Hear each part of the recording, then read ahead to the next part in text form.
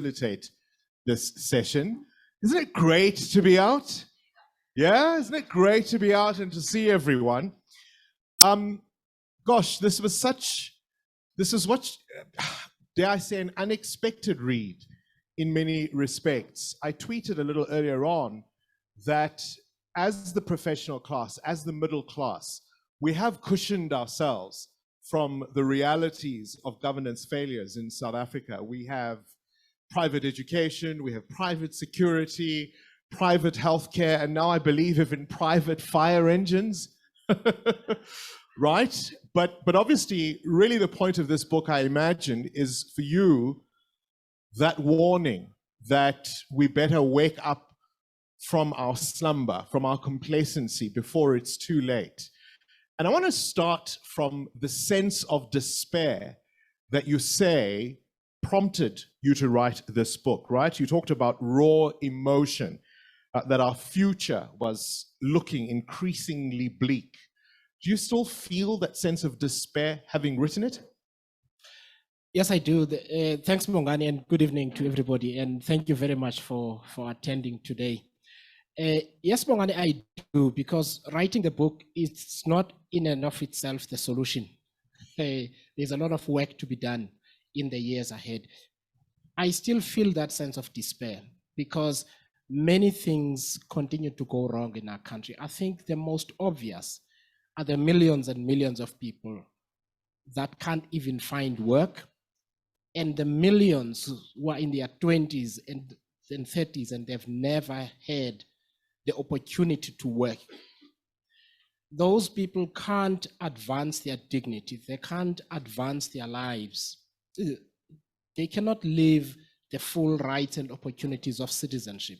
So notwithstanding the fact that there is a minority of South Africans who are able to cushion themselves from the troubles that we see, we must despair at the fact that there are so many people who are just looking for hope and can't find it. Was there a particular moment where you felt something happened, an event perhaps, where you thought so far and no further? There have been many moments, Bongani, not one singular moment. There have been many moments. For me, this has been a journey of many, many years. I think I began to get a sense that something was going wrong in South Africa around 2004, 2005, that long ago. Because what we'd had in the years leading up to that, from 1994 to 2004, was a period of state building, was a period of growth in opportunities. The economy was growing, the unemployment remained high, but it was reducing. When you're talking unemployment of 35, 36% now, at some point in 2006, 2007, it was at 21%, still high, but it was reducing, right? But then things changed. We began to see the troubles in the governing party, in the African National Congress, the growth in corruption, the growth in a sense of impunity, actually, in the beginning of the destruction of the state and agencies of the state. Now, let me talk about why that's particularly important. Institutions are the mechanisms with which you get things done in a democracy on behalf of the people. When you destroy them, you're destroying the ability to create a better life for people. And therefore, these outcomes like unemployment and lack of service delivery and so on are the logical outcome of institutional destruction over the years. And that's when I started to despair. And I imagine when the institutions start to fail, there's that vacuum that's created. You talk in the book about a sense of distraction. And we will all say that, for example, the working class, the poor, these unemployed that you refer to, in many instances are rising up, are making their voices heard. And one of the distractions you point out to is the increasing xenophobic sentiment. If you think about something like Operation Dudula, right? It's led by a youngster at least relative to you and me, right? Led by a youngster who, has a triple-story house in Pimville, has a fleet of luxury vehicles, a Maserati. No one quite can explain who he is, where he has come from, his sudden wealth. And you say that kind of thing is a distraction. How is it a symptom of that distraction? So, Bongani, I think the first point I want to make is South Africa's poor have been carrying this democracy on their backs for the longest time, because they are the people who protest to try and extract accountability. We call it service delivery protests, when people try and extract some accountability from those we elect. The difference between those people and the people who are able to check out of the system is that we start procuring private services. You're mentioning fire engines, and it's private security. It is private estates, large estates that have got office parks in them and that sort of thing. So I see those as ways in which people are checking out, not only out of South African life, but out of democratic participation. Now, why do I say this is a distraction? It's a distraction not because I'm being dismissive of the concerns about crime, about a broken immigration system, and so on.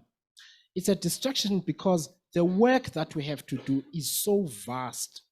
We can chase away every person who's not South African. If we still have institutions that don't work, we have corrupt politicians, we've got corrupt business people, and so on, the same outcomes will happen. So we need to learn to walk and chew gum at the same time by fixing many things at once. And that effort is not just the outcome of projects. It's a concerted effort by plugged-in citizens, because democracy is a system of self-government. There is no checking out. Is there a greater example? Because even if we talk about the high levels of unemployment, we cannot ignore, as you point out in the book, even the education system that produces people who are not fit for purpose in terms of what this economy demands. People who are not only unemployed, but who are actually unemployable. Even if you could create all the jobs and get that growth, you don't necessarily have the skills. Talk to me about the tragedy of wasted human capital. So Bongani, let me start here in answering this question. So the fundamental proposition I make in the book is that we have to reimagine the country completely. We cannot solve some of its problems or its deepest problems by picking them one by one. Let me make an example. I draw a picture of what properly functioning communities need to be like. So you mentioned the education system. If you live in an unsafe environment, you use unsafe transport, you don't have sporting facilities, you don't have arts and cultural facilities, your health facilities are not good, your education outcomes are going to suffer because the environment in which you are situated is unhelpful. Add to that the fact that a lot of parents don't even have an opportunity to be parents because they have to wake up at 4:30 so that they can get to an office in Sandton or somewhere in the Cape Town CBD at 7 o'clock and then only be back home after this hour that we are sitting here. So they don't get to be members of a community. They don't get to be members of a family, understand what's going on with their children and so on, and support them even with their education. And therefore, when we talk about just the education, for instance, or just the economy, it doesn't give a full accounting of what we need to fix. And therefore, what I'm saying is that we need to re-examine the entire South African formula of how we understand progress, of how we understand freedom. Because if we can't link the material benefits of a dignified life to freedom, then we are going to fail and have all of these outcomes in terms of education, in terms of crime, in terms of maths and literacy and so on. Let's talk to some degree to the room now. There are many who would be here in attendance today whose backgrounds perhaps are very familiar in terms of what you've just described now. The parents who leave at the crack of dawn, who only come back after dusk, but who have made it nonetheless. And there's a lot of paying back, if you will, the so-called black taxes, right? People who've finally made it into the middle class, who are only beginning to pick up the pieces of previous generations. Aren't you being a bit unfair on the professional class? No, I mean, I'm not blaming the professional class for the lack of outcomes. What I'm asking us to do as South Africans, especially those South Africans who've had the benefit of education, we have to reimagine the country and reshape it in our worldview and reshape it in a way that produces the outcomes that were promised in 1994. That's what we have to do. That work is not just showing up at the ballot box and voting for somebody and walking away and then living your normal life. Unfortunately, democracy, as I've realized, and I use the term we when I write in the book, because my awakening about what needs to be done and how bad things were has taken time. So that we are able to look after our families and our extended families, including paying the black tax that you're talking about, is not enough, because there are people who are not even able to pay that black tax. In any country, it's not possible to have prosperity for yourself or for a few people and sustain the stability of that system when the majority of people are not able to benefit from that same system. So we need to have a sense of justice out of this democracy, whether it is economic justice, it is social justice, environmental justice, and so on. So the challenge, Bongani, specifically is we must be bold. This is what happens to professionals. I must spell it out. This is what happens. People become scared to speak because they're going to be targeted at their places of work, right? That's anti-democratic, because what happens is that people do not play the full role of citizenship that they need to play. Unfortunately, this is not going to change. So we must do something called ukufostela, which is notwithstanding the threats and the intimidation and the fear that you are going to have to endure, we have to do this so that we can build a better country. Let me ask you the indelicate question then. Yes. Which would be, a critic might say, in fact, somebody may have suggested already, that you might be wagging your finger, right? Yes. A moral finger perched on your high horse when your livelihood is not at stake. I mean, that fear of recrimination is very real for many people in the professional class. And we have too many examples of people who've suffered the consequences of standing up. And we'll maybe talk about some of those. Yes. But ultimately, I mean, it's almost as if one could read you and say, aren't you gaslighting the very people from whom the corrupt steal, without whom there'd be nothing to steal? No, I'm not gaslighting, Bongani, because unfortunately, these are the same people that phone you and complain, right? This is us. Okay. So I'm not gaslighting. We all know what's wrong. The lamentations we hear is that we should have better leaders. All I'm saying is that the good leaders phone your show. There is a lack of belief that we have the capability, we have it within ourselves to change and reshape the country in the way that it needs to be. That self-belief is important, because without it, Bongani, we're going to be polite to one another. And we've been polite to one another since 2009, and look where we are today with 45% unemployment. Let's talk about the options that are available, and we'll move on to the call that you're making. I was particularly intrigued by your five symptoms of political decay. Perhaps the first four are common cause, but I would have preferred, or would have liked, for you to spend a little bit of time on the last one, stating the case for why you think even the mainstream opposition parties are found wanting and inadequate. Yes, let's talk about that, Bongani. So one of the failures of the post-1994 period has been democratization, the deepening of democratic participation. We don't have a culture of democratic participation. So people say, oh, politics is irritating. And I can understand why, by the way. So I don't blame people for saying that. Politicians are corrupt, they're in it for themselves, because we've come to believe that the only way to participate in politics is to join a political party.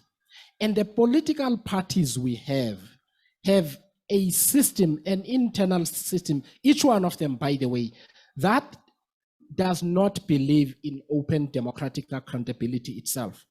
So when people are elected to parliament, eventually, because we voted for the party, who are they accountable to, Bongani? They're accountable to the party and not to us. So for 5 years, apart from those few weeks when there's an election campaign, for 5 years, citizens are shut out of the political system, because if you don't belong to a branch, then you're out of the system. The right thing to do in a young democracy such as ours is to build a culture of democratic participation, whether you are in a political party or not. Now, this is a national responsibility that every political party that is in parliament should pursue, and they don't. They obsess about the number of members and the number of branches they have. And parties are a club, essentially. So that is the first thing. The second thing, they have come to believe that no new solutions are possible. I'll give you an example, Bongan. One of the most pressing issues that all South Africans across all income groups will tell you is cost of living. You tell me, you host a current affairs show, which political party in the last year or 2 years or 3 years has spoken about cost of living as a major issue?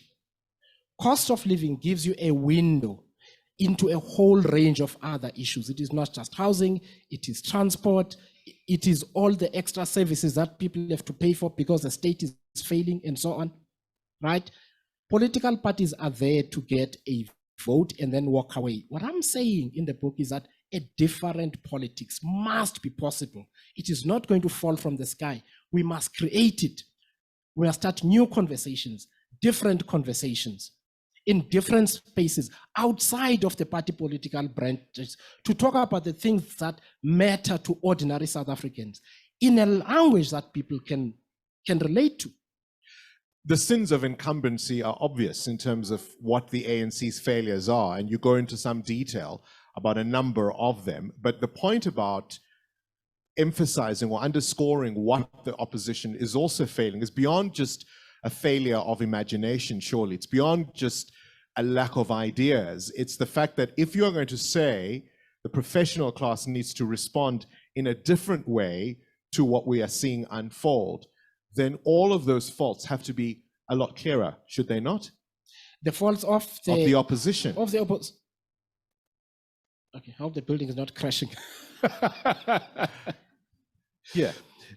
So the faults of the opposition, what do you mean they're going to have to be clear? What I'm saying is the sins of incumbency as far as the ANC are clear enough. Yes. But I would have liked you to go into some more detail around what the opposition is not failing to provide as an alternative. Right.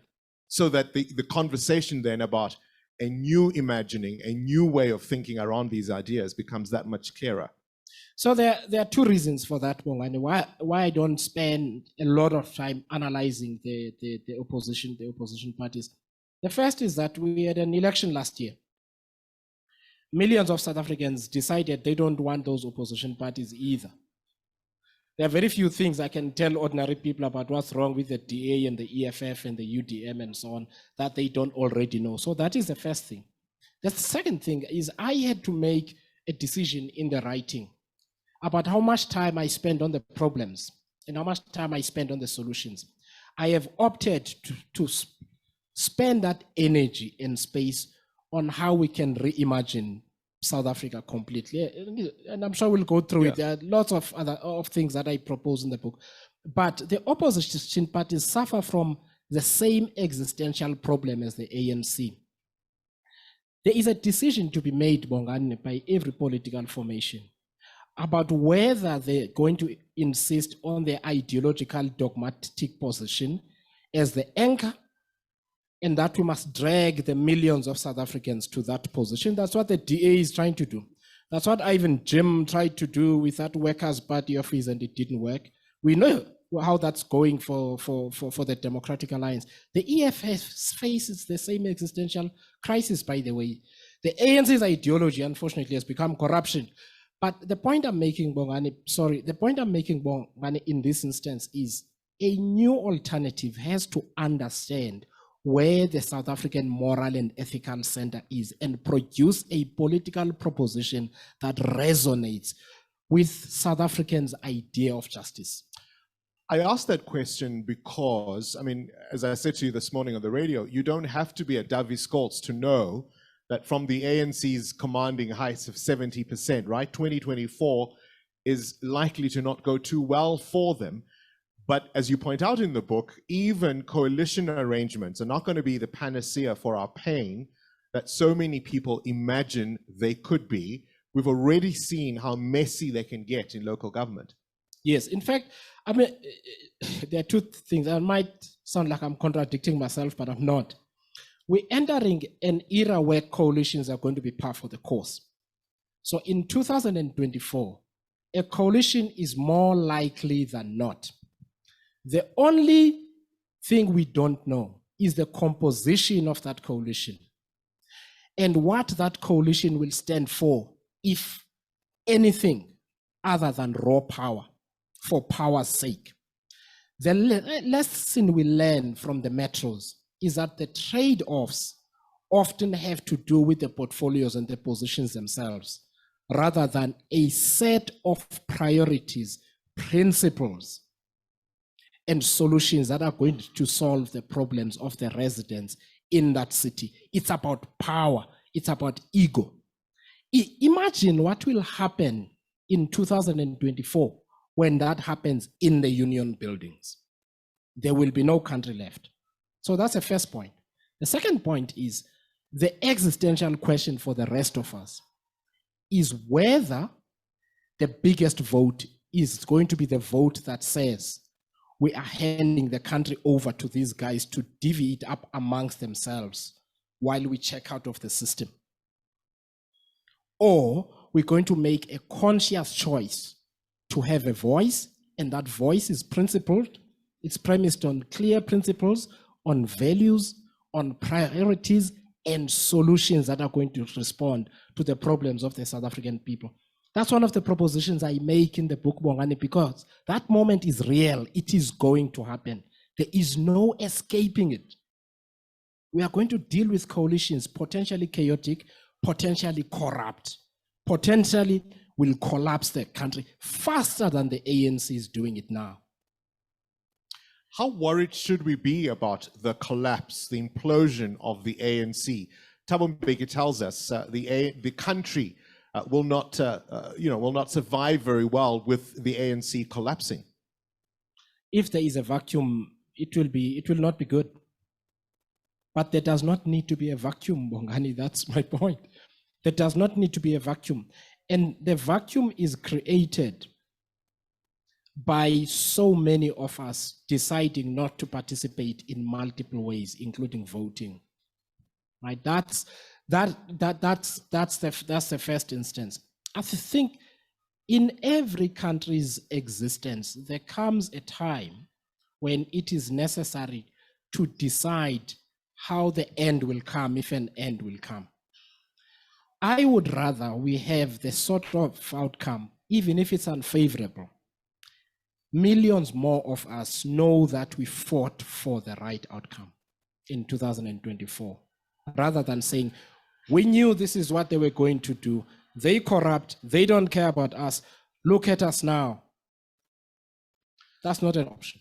So with the paucity of options that we've just discussed, what does stepping into the arena mean? So there are different ways, Bongani, by the way, and I'll start with the small things. So I'm a parent, and I believe many people here are parents. So South Africa is littered with democratic participation options or opportunities all over. And if we're honest with ourselves, I wonder how many of us attend those parent meetings at school, right, where decisions get taken, and then later on we find that a really bad decision was taken by the 12 parents that bothered to show up, right? Now, there is a saying that in order to be trusted with big things, we gotta show that we can be trusted with the small things. And when I talk about democratic participation, I am really intentional about it. Because I know we all want to talk about the politics and so on at a national level. It's really important that at every level where democratic participation is necessary, that we participate. We learn to work with others. We learn to negotiate. We learn to compromise, to find common solutions to common problems. It's really important. I can't emphasize this enough. So part of the work that my colleagues and I are doing at Rivonia Circle, apart from listening to South Africans, it's also trying to work and understand how people in different communities are participating in democratic processes and seeing whether we cannot empower those groups and those individuals to participate more effectively in democratic processes in their local environment, because that's important. So that is the first step. Without that, Bongani, change at a national level is going to be very difficult. As politicians, I saw my friend Makashule Ghana is sitting over there. He always says, in politics, everything is local. And it is. So that is the first thing. The second thing, Bongani, is that I believe the most important thing we've got to get over is the mental block, the fear of exploring an alternative. Do I know what the right alternative is? No.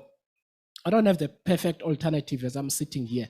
But I can also tell you, since I started doing this work that I'm doing, I've met more South Africans than I have in the last couple of years who are also exploring alternatives. Sometimes you just need to start walking the journey. How do we avoid this conversation from being elitist in a sense? In other words, we sit here in, this bookstore in Hyde Park, thrashing these ideas out without an awareness that whatever decisions we make, whatever involvement we choose, it is going to need all South Africans to participate. The reality that you're outlining is going to need to be attractive to more than just the professional class. No, sure, Bongani. Don't make me recruit now, because I'm going to point people to our website. But Bongani, look, the thing we are really about in the work that I'm doing now is asking people to volunteer their time, to volunteer their skills, to volunteer their experience, to volunteer their expertise, in order that we may have these conversations and solutions in a lot more communities, unfortunately. Bongani, where? How? What do you mean where? Where? How? Where do they volunteer their skills, their time, doing what? Where do they start? Okay, so Bongani, I am now going to do the recruitment pitch.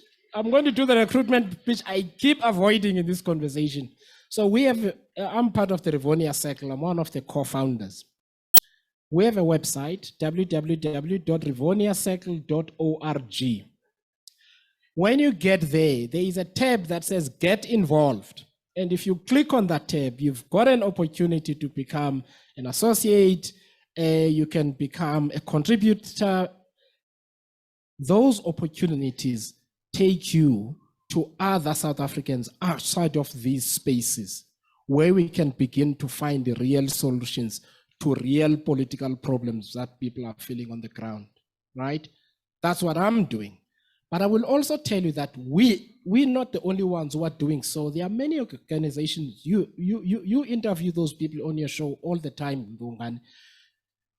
This belief that there are no options for people is not true. We choose to not pay attention. You've interviewed Mark Haywood. You've interviewed people from all sorts of organizations. Do we ever say, how can I help with that initiative that people are doing? That's my point.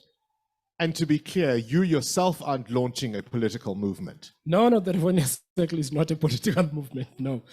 What we are keen on, Bongani, by the way, to be clear on this, what we are keen on is this book is about political, economic, and social alternatives. And political alternatives don't just end with the political reforms I propose in the book. I think it is possible for South Africans to fashion three things. The first, we have an understanding of what this South African Constitution enjoins us to do. My proposition in the book is that our constitution is social democratic in outlook. That's the kind of society that we have to create in South Africa. That's the first thing. The second thing is we have to decide what our idea of justice in a democracy is. And I talk about the kind of entitlements that people need to have in order for that to happen. So that is the second thing. The third thing is that each of us, we can walk out of here and commit to finding an organization that does one thing that we feel very strongly about. Just one thing, one thing. If it's education, if it's food security, or whatever the case, just one thing, and I'm going to make it a regular thing, right? The opportunity we have is the opportunity of conversation. And this book is that conversation about what should inform the South African political center in future, and what political and other outcomes can we drive out of that shared belief. Is it a lack of belief when one considers that a number of the proposals you make, even around political reform, ultimately require the political parties who are going to be the ones to make those reforms in terms of legislation to do so, when in fact, even the very basics they are trying to skirt around, even if we think of what 2024 might be about and what the Constitutional Court has said in terms of electoral reform. In other words, a lot of the people in power, whether in government or in opposition, the party bosses really do like their offices. They do, Bongani, but I'll tell you something about the numbers, the electoral numbers that we have. There's plenty of room for new political options. There is. So what do we have? We have about 12 million South Africans who are eligible to vote who have not voted. So that is the first thing. So we know that there is a market out there. So that's the first thing. The second thing is that we also know that the reason people are not voting is not because they were busy or they forgot, it's because they're disgruntled. They want change. So that's the second thing. The third thing is that we have an otherwise vibrant political environment with civil society, with political parties, and so on, that engage in conversation all the time. The ground is fertile, Bongani, for new political alternatives. You merely have to look at what the former mayor of Johannesburg has been able to do. Got 6% while only contesting in the metros only. After only a few months. I'm not parting his party, I'm saying the opportunity is available. This belief that we have a behemoth called the ANC that cannot be defeated is something we need to get over, and get over it very quickly, because as with anything, people have already switched out of it. What we know though is that they've consciously chosen not to vote for DA or the EFF either. Now, if we look around here, we look around the country, we look around Gauteng, KZN, and so on, Bongani, South Africa is not short of talent and intellectual capital. People who can fashion new political alternatives for the millions of people who are feeling disaffected. The failure is a failure of organizing and producing the ideas and the values and the principles that are going to inform what alternatives we have. So the fact that I don't have a perfect alternative here today does not mean that in a year's time there won't be. But we have to start the conversation. Well, certainly this room is not short of intellectual capital, and I don't want to hog the conversation. I do believe we have a roving mic, and if people want to direct questions specifically to Songezo, this would be your opportunity. And perhaps through a show of hand, if you want to raise a hand. There is a question over there. Let's start right at the back. Thank you so much, Songezo, for the book that you've written. I think it's a very timely book, and I'm hoping that it will have a timeless impact on the trajectory of this country. My name is Zukiso Mkolomba. My question to you in regards to the ANC in particular, the ANC speaks of organizational renewal. Have you given up all hope that the ANC has the innate ability to transform itself and to change. I was saying that the ANC is no longer the party for the future and that it lacks the capabilities or even the political will to change itself from the destructive path that's currently undertaken. Thank you. The answer I will give is this. The only thing that has not been done as far as the ANC is concerned is for somebody to administer the final rights and lay it to rest. Let me explain why. So I think we have to understand something about organizational decay in general. The process the ANC is going through is no different to what happens sometimes in companies and happens in other organizations. In particular, when you fall into complacency due to lack of competition. When you fall into complacency due to lack of competition and you develop a sense of entitlement, you lose the muscle to try hard and excel. You lose that muscle. If Usain Bolt had to compete against people like me all the time, he would start training less because he doesn't need to. But he still would not get an Olympic record because he's, right? You understand? So the competition is good. The ANC is a victim of of its own doing, first of all, but also of South Africa's poor democratization over the last 27 years. Because the best thing the ANC could have is a very strong opposition.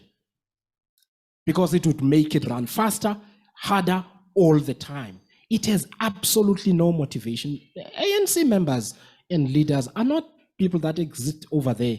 They're in our families. They are family members. Sometimes even when they try to do the right thing, they do it wrong. Because there will be no consequence. And this is why where the ANC has lost an election, it's gone. The Western Cape, the ANC once had the province and the city. It will not get them back. Not under the current circumstances where the organizational decay is so visible every day with people taking their pants off and throwing things at one another. That's no way to advertise your suitability to run a country such as ours. So unfortunately, that's my belief. We need to internalize the end of the ANC. We need to internalize it and not be afraid of that moment and focus our efforts on alternatives. Because if we don't, the demise of the ANC, which is internally driven, will leave a vacuum that takes us down with it. That's what will happen. And the choice for many of us between party and the country, you've got to decide what you're loyal to. Is it the country or is it the party? If you're loyal to the party, then you can go down with it. But that's the choice. Okay. We've got a... If I may, the name is Simon White. Just to add to my sister, unfortunately, the ANC is beyond redemption. That's just the fact. Number one, the ANC have betrayed this country. They betrayed the youth of this country. And many youth, you mentioned, many of the youth would be unemployable. Someone mentioned 2 days ago, the youth of today are a cursed generation. And those are very painful words. And those are the deeds of the ANC. And it's in the olden days, in the days of the struggle and everything else, we used to talk of people that betray the struggle.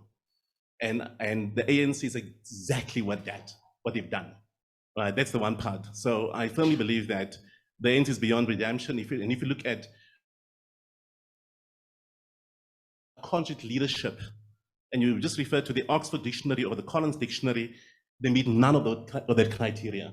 So I think we should get about the ANC if you are concerned about this country's future. The one thing I'd like to ask and raise is the following. In the past, there were about 15 years ago, there was much talk about the patriotic bourgeoisie, right? And a lot of reference was made about the Black elite playing a very important, constructive change agent role in the economy and the need to support them. Now, if you look at what has happened over the many years, many Black business organizations, and I won't mention names, from BMF, and I will, from BMF, Sanko, and quite a few others. We can name the top Black industry organizations in South Africa in terms of what they stand for or what they purported to stand for. Many of them have been praise singers to the current government. Many of them got deals from government, and many of the constitutions and the shareholders agreements, right, reflect transformation and building this country, right? And at this point in time, they have very little to show for what they've done or what they've achieved over the many years, right? And many of them, the leadership in particular, so-called leadership, have stolen a hell of a lot of money. I know of two organizations, for instance, which said they will give bursaries to the youth, and they've never given one purple dime, right? So, and I think as part of this whole exercise, we need to reflect and introspect into many of those organizations that have made commitments, public commitments in the shareholders agreements and in the constitutions, and have done little, right? So essentially, they have betrayed the struggle, they betrayed what we stand for, and they've betrayed the hope and the desire for a better future. And this is not ANC slogan, by the way, but we deserve better. Thank you. Co-opted and bought? Look, I mean, I'm not going to make specific comments on specific organization. The general comment I'll make is this: is that over the last 27 years, we have had the building of an ecosystem that has got three component parts. The first is what I'll call white capital.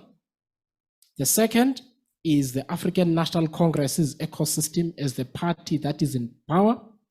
And the third is an emerging Black professional and middle class and the business class, effectively. The emerging professional and business class needs the approval of the other two, who are, for the longest time, have been in a symbiotic relationship between the two of them. That symbiotic relationship clearly does not work in terms of the outcomes, and I'll explain why. I'll give one or two examples. It became known over the years, a common thing for chief executives of large companies to beat a path to Luthuli House in order to ask for one or other thing or to pay their tributes to the party. That created a parallel system where the party itself was an animal to be feared and to be respected by capital, right? But it also opened an opportunity, because if you do a little something for people in that ecosystem, the party looks away, right? And people complain, the BMFs and all of these guys complain about transformation and so on. These same people from that ecosystem get appointed as chairs of companies specifically to do nothing about this transformation that is talking about, because they can't even read the balance sheet properly. It's true, we know it, it's true, we know it. And so one of the reasons I propose a fundamental shift in how we understand this ecosystem is because that ecosystem is unreformable. It's like the ANC itself, it's unreformable. Second example I'm going to give you, we've recently had large companies in the Northwest and also in Mpumalanga taking the government to court because municipalities have collapsed. Now, I've served on national business associations. Local government never comes up because the focus is on talking to Minister X and Minister Y. But companies and their employees and ordinary people live in localities. It doesn't matter because they are concerned with that ecosystem in which they live. We need to pop that bubble. And that bubble is not going to pop itself, which is the point at which I keep saying, if people from outside of that ecosystem who phone your show do not stand up and say we need to create a new and differently composed ecosystem, it's not going to happen. do we have the time? I think one of the questions that we must ask is, whilst we figure out these new ideas and these new approaches, the people who are at the receiving end, who suffer because of the failures we are talking about, how concerned are you about unrest and the rise in people taking things into their own hands? I've been worried about that since before the July riots, because actually South Africans are very peaceful, by the way. I don't know of a country in which so many people have so little, where we don't get July 2021 every month. Honest, South Africans are very restrained, they're very peaceful. And that is the other agency, unfortunately, and that is, we don't have the luxury of time, both in terms of the electoral cycle in South Africa, 24, 26, 29, right? That, and secondly, we don't have time in terms of whether we are able to start giving more South Africans hope now, so that they've got something to hold on to. Now, in this book are very practical solutions about the things we need to change in our politics, how we need to approach our economy, how we need to understand differently how society as a whole should function. Because if you take something like Operation Tutula, Bongani, moralizing the problem does not help. Why? Because there are certain things we know. We have a broken immigration system. It's broken. It's gotta be fixed. Unfortunately, that requires technical and other solutions. It's gotta be done. So that I used to work for a bank, and one of the MDs in the countries needed to apply for a visa each time they come here, even though they come here 5-6 times a year, as an example. So that system is broken, right?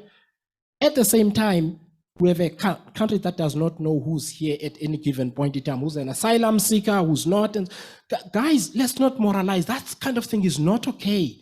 It's not saying people must leave. It's saying, can we run our country properly and know what we're doing, right? The people who are not South African citizens have not created that problem. We have, through our neglect, through our corruption. So that is the first thing. The second thing is, we have destroyed this economy. We have destroyed this economy. The reason so many people are unemployed is fundamentally because we have destroyed the economy, we've destroyed political institutions, we have destroyed the very social fabric of South Africa. So my criticism is this, that if we think that we are going to solve all of these things by chasing away people who are not South African citizens, we're kidding ourselves, because we are not pointing a finger at ourselves to solve the problems that we've created. Okay. We've got a question over there. Hey, Songaza. Look, I feel dumb for asking this question because you just said the answers in the book. The question really is, what do you mean practically by a political alternative? Because I'm trying to imagine it and nothing comes to mind that hasn't already been done. I ask this because there are over 620 registered political parties in South Africa. We're not short of options. 48 of them participated in the national government election. Yet 90% of the voter share went to the 3 biggest political parties. The others just shared the 10% amongst them. That means that there's no appetite for an alternative. Yeah, sure, we can speak about the 11 million people who did not rock up to vote, but amongst the 14 million who did vote, they overwhelmingly said, we want the establishment, we want the big 3. So what does it look like when you say an alternative to the status quo? Because to me, it's like there's many alternatives. There's a party running a food kitchen somewhere, a community garden somewhere. They're not getting the votes, but they're active in the communities. They're speaking to people on the ground. It's exactly what you're asking us to do. Rock up at the parents' evening, speak to the ward councillor. But that doesn't seem to be working if that's what you mean by the alternative. No, that's not what I mean by the alternative. And I'm hoping that you'll be able to buy the book, because I do set out a couple of things. So what's been missing is a different idea. That's what's been missing. It's a different idea. So I've been trying to avoid taking pot shots at the political parties. Let me take a shot. at someone other than the ANC or the DA and use the economic freedom fighters. So I come from a village, and I can see a few Eastern Capers here. And you see a message that says in my area that we going to nationalize land from white people is a niche message, because in some instances it makes sense, but where I live, there are no white people, but people want land. People want land, right? If you come from the Eastern Cape, you know that if you are along the major arteries, the competition for land to settle is brutal. Is there a solution for those people too? Because their needs matter. No, there isn't, because South African political parties engage in politics of gimmickry.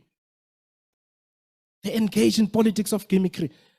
That's the problem. However, because I want you to buy the book, it's here. You can start with the final chapter, which is called Manifesto itself, because what I do is I draw an architecture. I start at centering the Constitution and what I believe it asks us to do. I then interpret that ideologically and say, this Constitution is social democratic. I then explain what values accrue in terms of social democracy and what kind of social entitlements we need to have and what kind of ideas we need to pursue. That's what I do in the book. So please buy it and let's engage in the conversation, because the South African political parties are about old ideas. They are. The ANC is about power, and the others are about ideological dogmas that they don't want to let go of, instead of challenging themselves to imagine a different future and different solutions. All right, go ahead. Right. Yes, thank you, Songezo Mhlanganisi. Quick one, and I'm curious about the distinction between priorities and ideology and moving away from dogma. And you take us back to social democracy, and that in itself speaks to some form of ideology. So but I'd like to get your view on then how you see that distinction working when you go back to the same bucket in terms of ideologically placing it somewhere. Thank you. Thank you for that question, Mhlanganisi. So what I have done, let me explain my thinking. What I have done is I've asked myself, what do I think South Africans' moral political sense is? What do they want, right? I believe South Africans love their freedom. I also believe South Africans don't want to leave other South Africans behind. I also believe that the majority of South Africans understand our history and the role that the state should play in making sure that we can have an equitable environment in our society and so on. So you can have this conversation with South Africans without even having to open a smart book somewhere. I have then asked myself, in terms of your classical definitions of ideology, what would you call this? And I have found it to be congruent with social democratic values. That's how I arrive at that.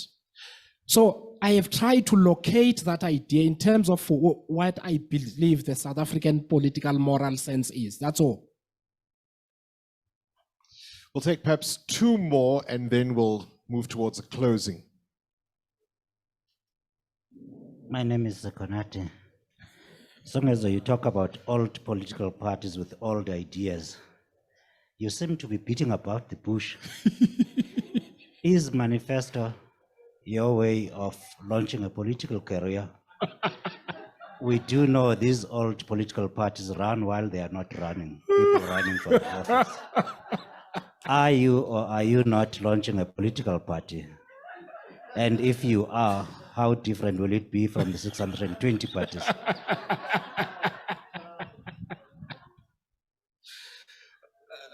Zikonati, I thought you were no longer a journalist.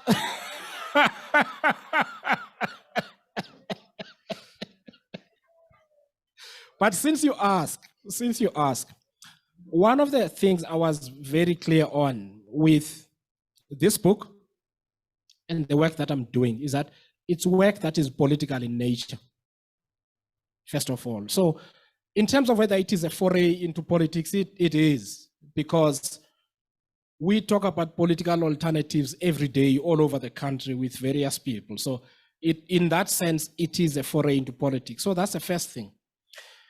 The second thing is the ideas I propagate here need political power to effect. We must accept the centrality of political power in order to change these things that we're talking about. If you're not in the union buildings, clearly nothing changes. So that is the second thing. The third thing, out of recognition of my own self-criticism and my criticism of others, Bongani keeps saying I criticize. It is that there is nothing in this book that I am not prepared to do myself. The reason I make that commitment is the following. For the last 27 years, we've had all sorts of wonderful ideas. For whom? For other people to do. That's why they never happen. It's for other people to do. So this book is an opportunity for a conversation with South Africans. We're on multiple platforms so that we can talk about what the best alternatives forward are. Right now, this is not a political party. And I need to clarify something in respect of the Rivonia Circle. The Rivonia Circle will always be a non-profit company because political parties do not concern themselves with producing good ideas, especially not for the long term. They concern themselves with winning votes for the short term and engage in gimmicks. The Rivonia Circle, we have committed that it is going to be around for 100 years or more, producing forward-looking ideas, not just talking about tomorrow, but talking about the next 20 to 30 years. Because that's what other countries do. We don't do those kind of things in South Africa. We must start doing them. In 2006, I think it was, when Hillary Clinton released that first video, did she not say, let's start a conversation? Bongani.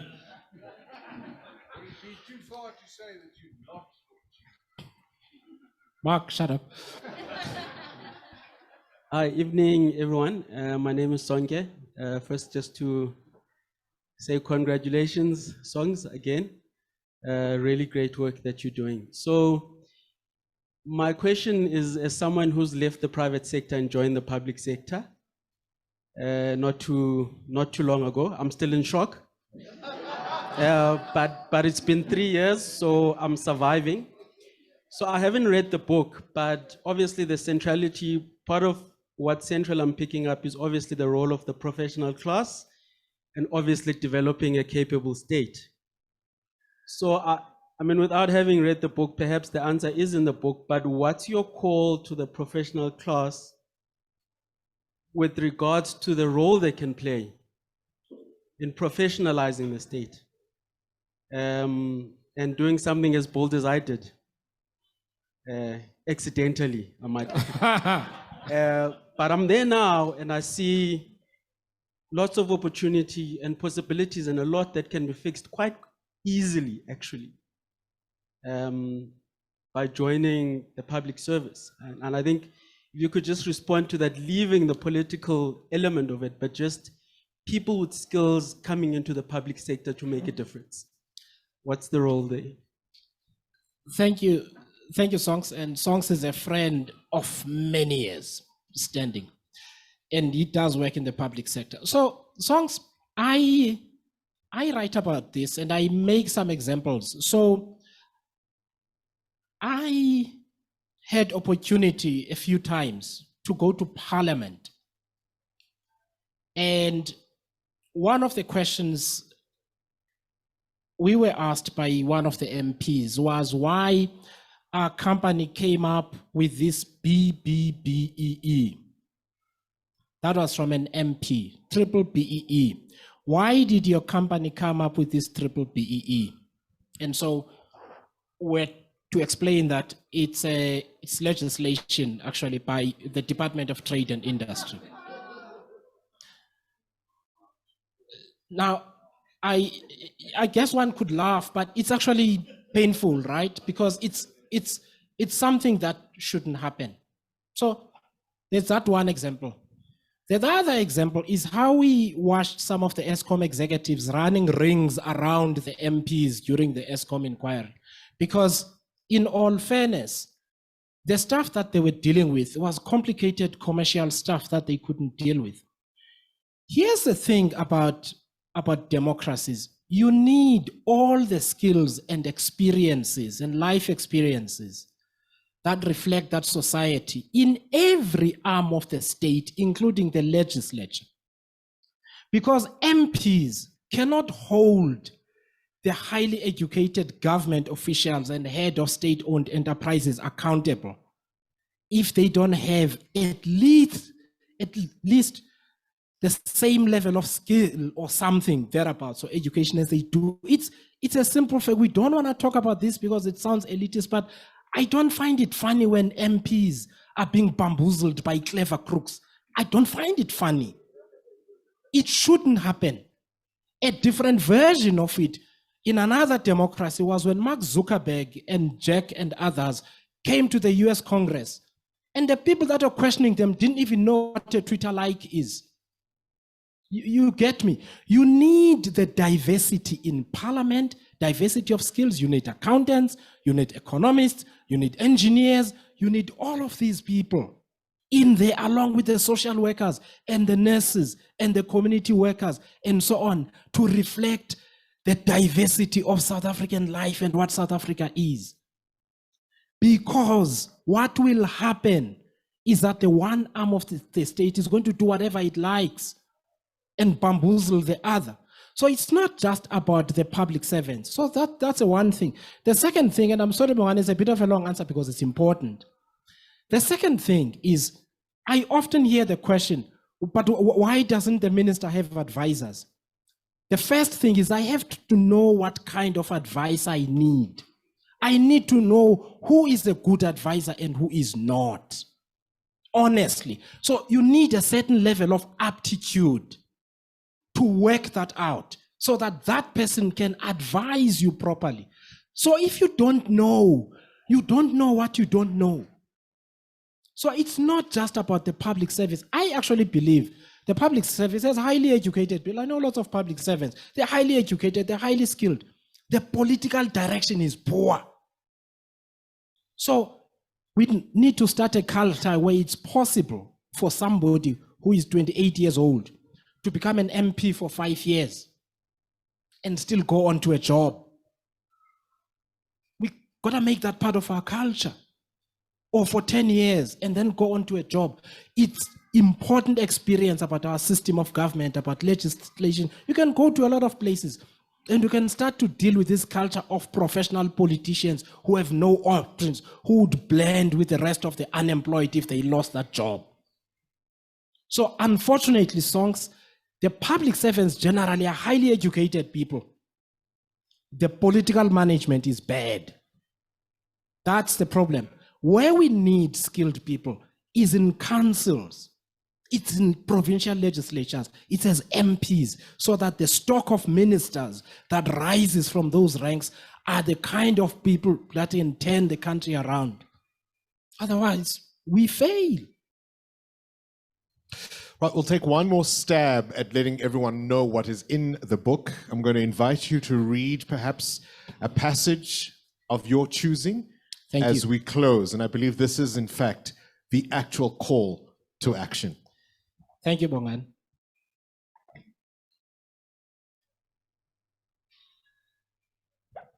So bear with me, guys. It's about 15 pages, but I'll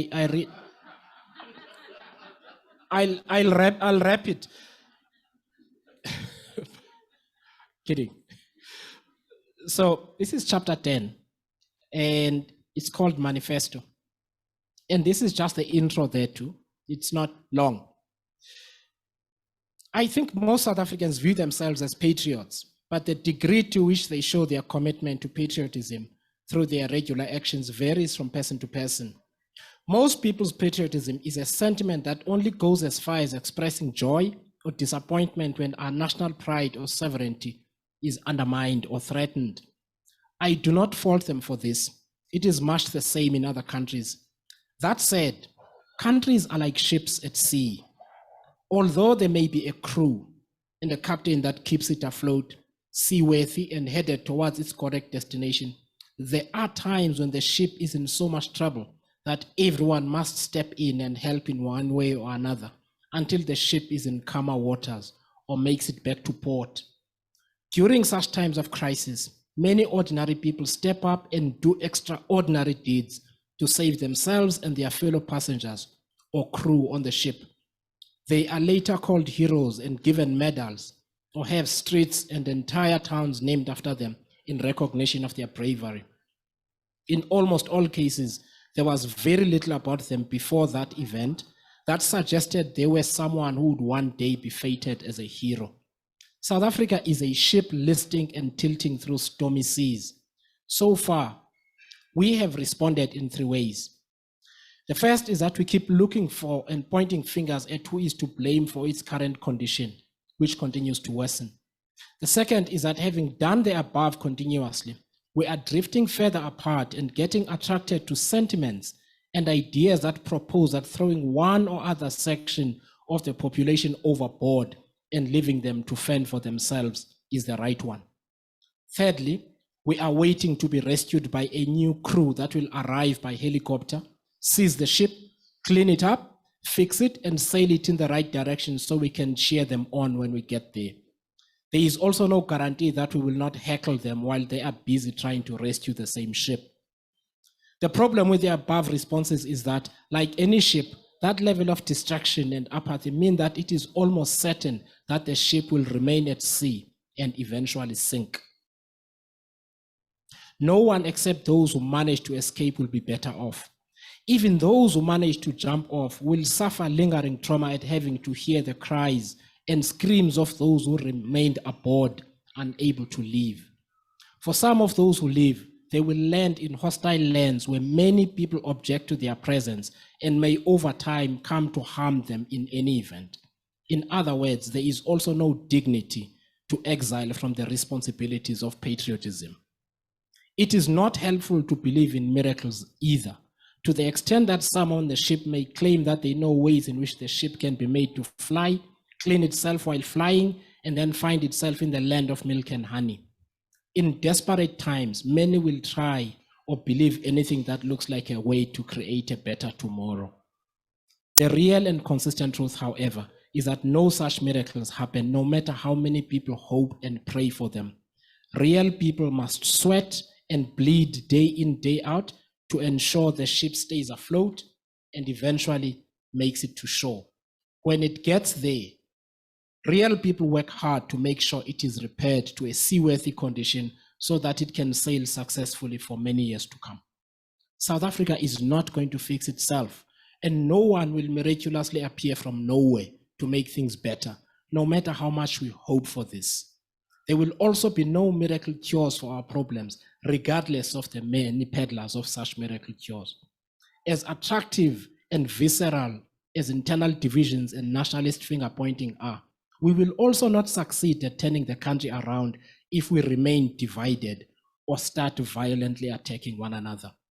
We must remain united in authentic unity, which means we remain united without sugarcoating any of the problems we have, such as inequality and ongoing victimizations and oppressions of fellow South Africans. These are the things we need to do to get South Africa back into shape and steer it in the right direction. And then I make 9 proposals for the rest of that chapter. You will have to find out what they are.